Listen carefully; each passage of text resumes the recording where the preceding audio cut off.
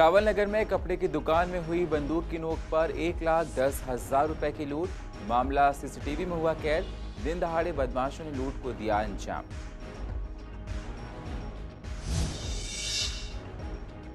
Nand Nagri police के हाथ लगी अहम कामयाबी। पुलिस ने सुलझाया हत्या का मामला। आरोपियों किया गया गिरफ्तार।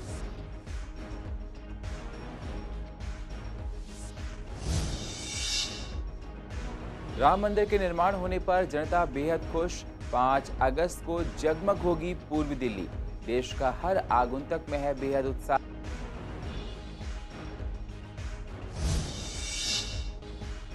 रक्षाबंधन के मौके पर पूर्वी दिल्ली में सुरक्षा कड़ी। लोगों की आते जाते की जा रही है चेकिंग। बिना हेलमेट वालों के काटे जा रहे हैं चालान।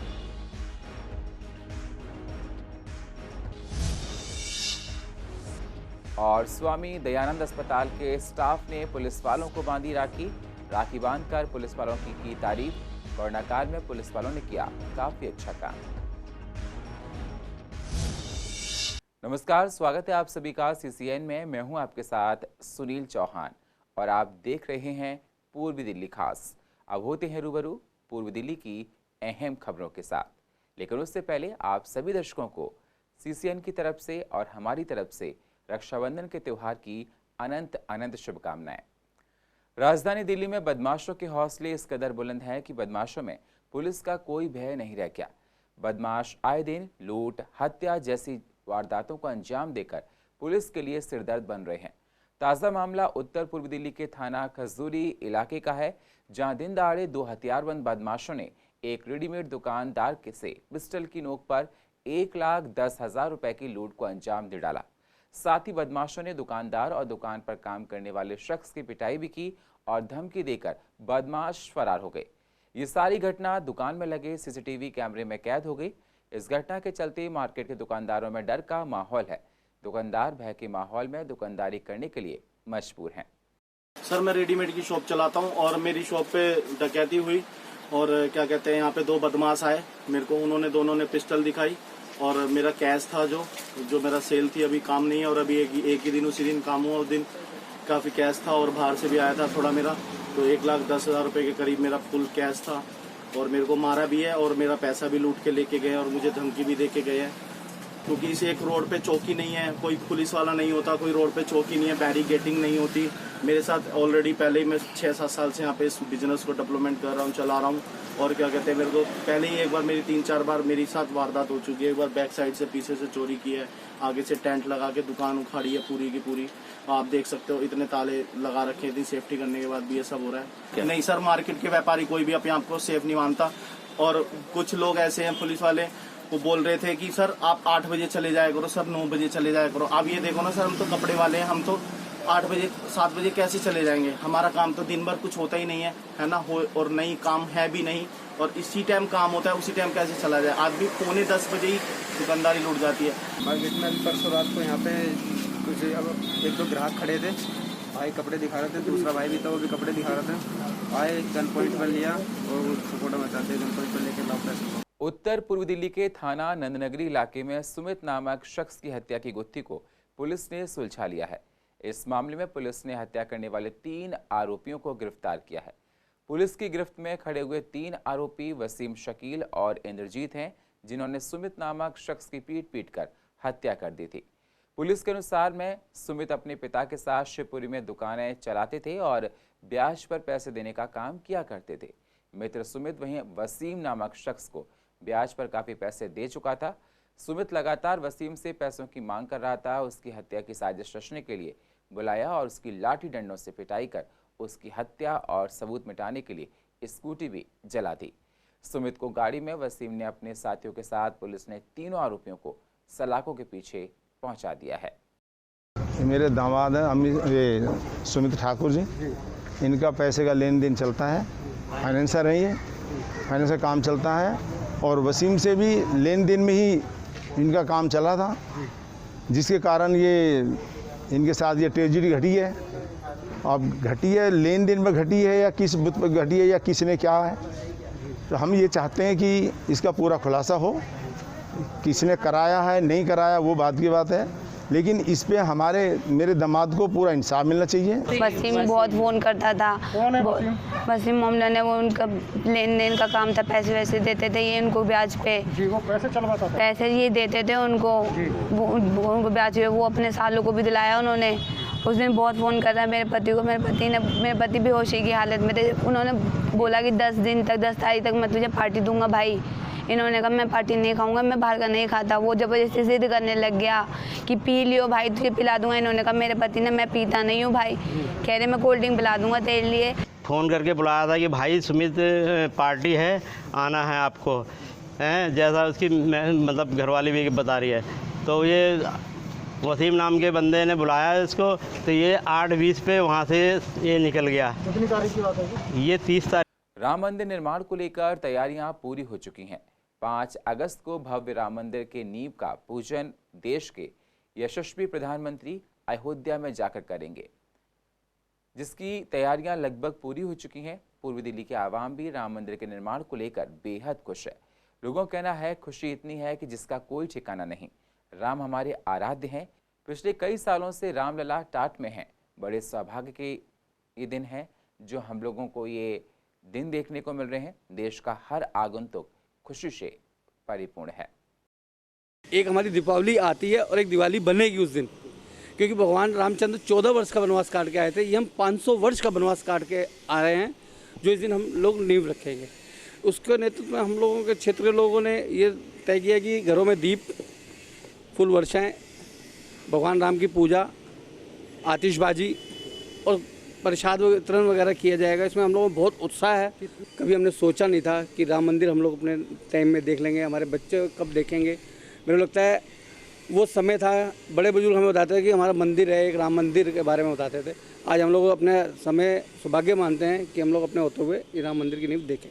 ये जो 5 अगस्त का दिन है, ये एक हमारे लिए हर्षोल्लास का, बहुत खुशी की वो लहर दौड़ी है एक हिंदू समाज में, क्योंकि जिस चीज़ को हम देख रहे थे कि राम मंदिर एक अपने आप में एक बड़ा फैसला बना हुआ था। और हमें इतनी खुशी है, इस खुशी के अवसर पर हम अपने पूरी कॉलोनी में दीपमाला प्रज्वलित करेंगे और प्रसाद का वितरण करेंगे। भगवान श्री राम का अपना भजन कीर्तन वगैरह सब कुछ होगा। हम तो देखो जी 5 तारीख को दिवाली बनाई जाएगी वहाँ, और हम भी दिवाली, हमें ये अवसर मिला है दिवाली बनाने का दोबारा, और हम इसको बहुत अच्छी खुशी से मनाएंगे। और पूरे 17 ब्लॉक गीता कॉलोनी के अंदर ऐसी दिवाली बनेगी कि दुनिया देखेगी उसको। हमें सर बहुत खुशी हुई है, राम मंदिर बनने जा रहा है और 5 तारीख को भूमि पूजन है। हम तो सब दिवाली बनाएंगे सर। मैं तो हर हिंदू से ये रिक्वेस्ट करूँगा कि हर हिंदू अपने घर में दीप जलाए और दिवाली बनाए। हम तो सर बहुत बम पटाखे भी बहुत सारे लेके आए हैं और घर में दिए भी, मोमबत्तियाँ बहुत सारी लेके आए हैं। अयोध्या में 5 अगस्त को राम मंदिर के निर्माण को लेकर नींव रखी जाएगी, जिसको लेकर सभी में उत्साह है। देश दुनिया के साथ इस पावन बेला को बहुत ही सुंदर तरीके से मनाया जाएगा। हर घर इस दिन दिए जलाएगा। आप लोग भी अपने घरों के बाहर दिए जलाएं, क्योंकि ये बहुत ही खुशी का मौका है। पूर्वी दिल्ली के मंदिरों में तैयारियां शुरू हो चुकी हैं। दीपों से जगमग हर मंदिर होंगे इस दिन। रोशनी और फूलों से मंदिरों को सजाया जा रहा है। आतिशबाजी चलाई जाएगी। सभी लोग इस खुशी की बेला के भागीदार बनना चाहते हैं।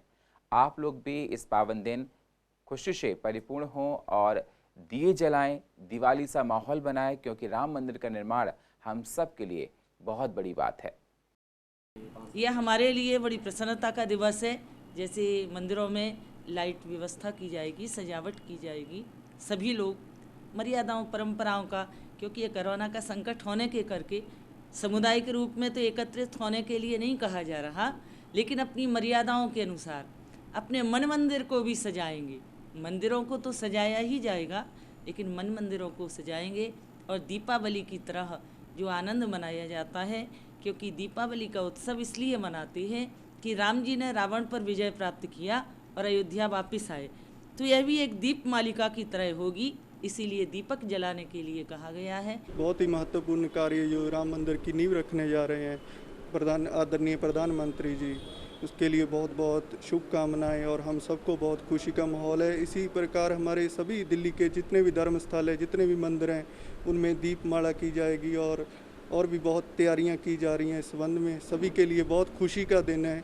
5 अगस्त को हम सभी इसको बढ़ चढ़कर इस दिन को मनाएंगे। यहाँ भी बड़े धूमधाम से सजाया जाएगा, लेकिन सोशल डिस्टेंस का पालन करते हुए लोग इतना भीड़ भक्कड़ में रखेंगे और बड़े ही धूमधाम से मनाया जाएगा। खुशी का माहौल है। जो ये 5 तारीख को भूमि पूजन हो रहा है और ये मतलब मंदिर में भी बड़े धूमधाम से मनाया जाएगा। रक्षाबंधन के त्यौहार के मौके पर दिल्ली पुलिस भी मुस्तैद है। दिल्ली पुलिस रक्षा पर विशेष ध्यान दे रही है। हर आने जाने वालों पर नजर लगाई जा रही है। पूर्वी दिल्ली में जगह जगह पोस्ट लगाकर सामानों गाड़ियों की चेकिंग की जा रही है। केंद्र का फोर्स भी मौजूद है। जो लोग ट्रैफिक नियमों का पालन नहीं कर रहे हैं, हेलमेट नहीं लगा रहे हैं, उनके चालान भी काटे जा रहे हैं। रक्षाबंधन के मौके पर स्वामी दयानंद अस्पताल के डॉक्टर्स ने जीटीवी इनक्लेव और सीमापुरी थाने में जाकर पुलिस वालों की राखियां बांधी। डॉक्टर्स का कहना है कि कोरोना काल में सबसे ज़्यादा सुरक्षा आप लोगों ने की, आप इसके भागीदार हैं। पुलिस वालों ने कहा कि आज घर जैसा महसूस हुआ। त्योहारों पर हम लोग नहीं पहुंच पाते हैं, लेकिन इस तरह से त्यौहार मनाया जाए तो घर की याद नहीं आती है।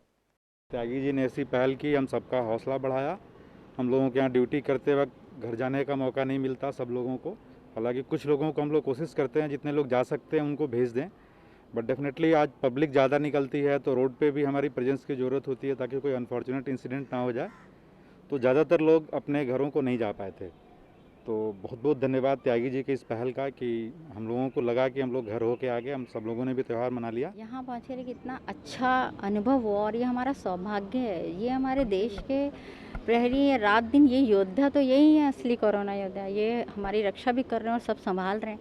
तो जब ये लोग अपनी ऐसी ऐसी ड्यूटी निभा रहे हैं जिसमें कि सुबह शाम रात दिन लगातार घर भी नहीं जा रहे, तो ये तो हमारा कर्तव्य बनता है कि हम इनको वो ऐसा एहसास कराएं अपनेपन का, भावनात्मक तरीका कि हम सब आपसे जुड़े हैं और हम ही आपकी बहनें और सब पूरा देश इन पर नाज करता है।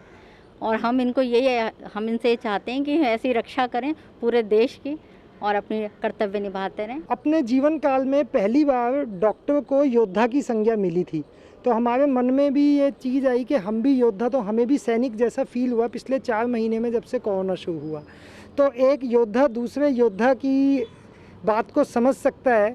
तो हमें यह एहसास हुआ कि जिस तरीके से हम पुलिस को, सैनिक भाइयों को योद्धा मानते थे, हम भी योद्धा हैं। तो एक योद्धा का दूसरे योद्धा के प्रति जो लगाव, जो सम्मान है, उसी के मद्देनज़र ये दिमाग में आया कि क्यों ना हमारे ऐसे भाई जो त्यौहार की वजह से सबकी रक्षा करते हैं और साइलेंटली अपना काम करते हैं, उनको भी अपनी खुशियों में शामिल किया जाए, उनके साथ मिलकर त्यौहार मनाया जाए। अनलॉक 3 में काफ़ी छूट दी गई है, जिसमें कोर्ट अब 4 अगस्त से खुलेंगे और सारे मामलों पर सुनवाई की जाएगी।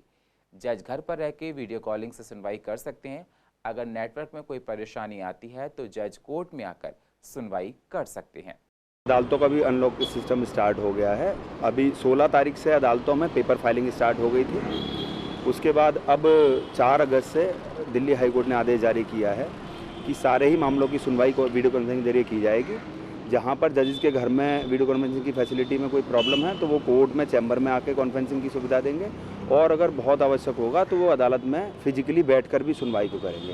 लेकिन इन सारे मामलों में सोशल डिस्टेंसिंग के नियमों का पालन किया जाएगा। अभी उनके लिए आदेश जारी नहीं हुआ है। ये व्यवस्था 14 अगस्त तक के लिए की गई है, लेकिन संभावना ये है कि इसके बाद ये सारी काम भी स्टार्ट होंगे। बहुत जल्दी अदालत में नॉर्मल हियरिंग स्टार्ट हो जाएगी। पिछले 4 महीने में लाखों केस हैं जो पेंडिंग हो गए हैं, जिनमें कोई सुनवाई या किसी प्रकार की प्रक्रिया नहीं हो पाई है। इसीलिए इस अनलॉक को स्टार्ट किया गया है कि जल्द से जल्द टेस्ट के तौर पर इनको लागू करके और कोर्टों की कार्रवाई को शुरुआत की जाए। पूर्वी दिल्ली के सैनी इनक्लेव में रक्षाबंधन के मौके पर श्रमदान किया गया, जिसमें तमाम पेड़ पौधों को लगाया गया, उनकी देखरेख की गई और ये संकल्प लिया गया कि पेड़ पौधों को लगाना चाहिए, जिससे हमारे जो एनवायरनमेंट है वो अच्छा रहता है, हम लोगों को अच्छी सेहत मिलती है और सांस बहुत शुद्ध मिलती है। आज रक्षाबंधन के पर्व पर सभी को रक्षाबंधन की बहुत बहुत बधाइयाँ दी इन लोगों ने। और रक्षाबंधन के उपलक्ष्य में सैनी इनक्लेव पार्क में श्रमदान के रूप में पेड़ों के गमले बनवाए, जिससे कि पेड़ों में पानी रुक सके और खाद पानी पूरा मिल सके। इसमें सभी लोगों ने बढ़ चढ़कर हिस्सा लिया और श्रमदान के रूप में सहयोग दिया और उन्होंने निस्वार्थ सेवा करके पुण्य के भागीदार बने, ये बात कही और काफ़ी लोग इसमें दिखाई भी दिए हैं। और पूर्वी दिल्ली की अधिक जानकारी के लिए आप YouTube पर जाकर CCN को सब्सक्राइब करें और फ्रेश अपडेट लेते रहें। और फिलहाल पूर्वी दिल्ली खास में इतना ही। बाकी खबरों के लिए आप बने रहिए CCN के साथ। तब तक के लिए नमस्कार।